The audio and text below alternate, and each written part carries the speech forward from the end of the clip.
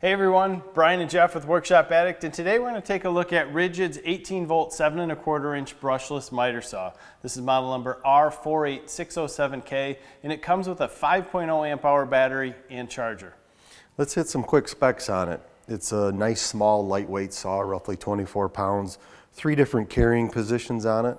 It's got a 0 to 48 degree bevel in both directions and a 0 to 48 degree miter in both directions. The cut capacity at 90 degrees is a 2x8, and at 45 degrees it's a 2x6. It has 3,650 no-load RPM.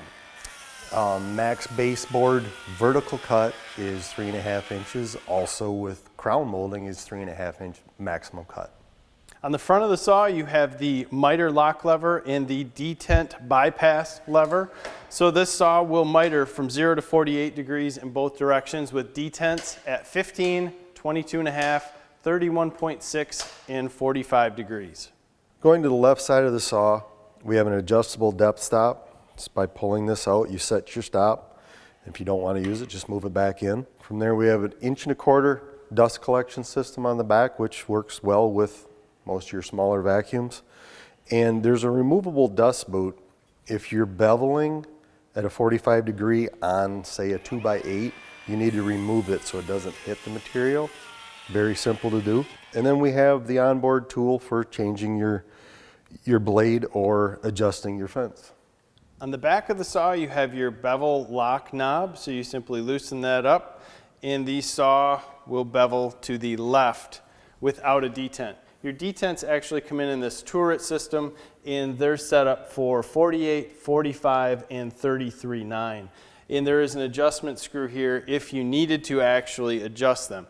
Now to bevel to the right, you have to pull the bevel locking pin out, and it will allow it to bevel to the right. And you have the same turret on the other side. And when you want to actually lock this into place, you just tighten up your locking knob. The two functions on the right side of the saw are basically for storage. You have your head lock and your slide lock. Also, the right-hand fence is the only one that's adjustable. The front D handle is very comfortable and easy to use. It has a nice rubber overmold. The trigger system has a safety mechanism that you slide your hand and push to the left. Now when you pull the trigger, the light will turn on, but if you want to get the shadow line that's cast by the single LED light, you can simply push the button on the top by the trigger and it will turn on the light and allow you to see exactly where your blade's going to cut. The location of the battery is very easy and accessible, and the battery also has a fuel gauge on it with 4 LED lights to tell you how much fuel is left in the battery cells. For a saw this size, the power far exceeded anything we expected. You know, the saw retails for $299 with the included 5.0 amp hour battery and a charger. And beyond that, the other things that it has with it, like the LED light with the shadow line, the e-brake, which stops the blade almost instantaneously when you let off the trigger, and the machined face and fences that move, in its accuracy, it far exceeded what we expected out of the saw. You know, one thing that I really like on this, 7 1/4 inch blade, it cuts your blade costs down. You can have every blade you want because of the 7 1/4 inch size. They're cheap. They are cheap, and beyond that, I think for 80 to 90% of all the cuts that most people are going to make, this saw would actually do it, and it'll save you money because you can always have sharp blades, new ones, for half the price or even a quarter of the price of a 12-inch blade. Right. So we went in and did our runtime tests, and we just grabbed a 2x4 that was sitting around, and we thought, how many cuts are we going to get out of this 5.0 amp hour battery that was fully charged? Turns out we needed a couple more 2x4s, as we ended up getting 214 cuts on a single charged 5.0 amp hour battery. Simply, that's amazing. Yeah.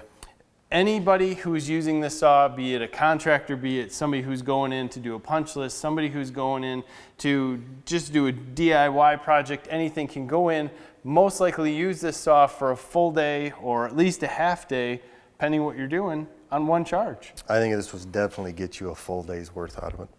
So this is definitely a saw that's priced right, has good accuracy, great power, and gives you the options to put on just about any blade that you want because of the low cost. So you can check them out on Home Depot's website. Also stop by Workshop Addict. We have a blog and a forum. Follow us on social media. And also give us a like and subscribe to our channel. We have a lot of projects and cool tool reviews out there. Thanks for your time, guys. Have a great day.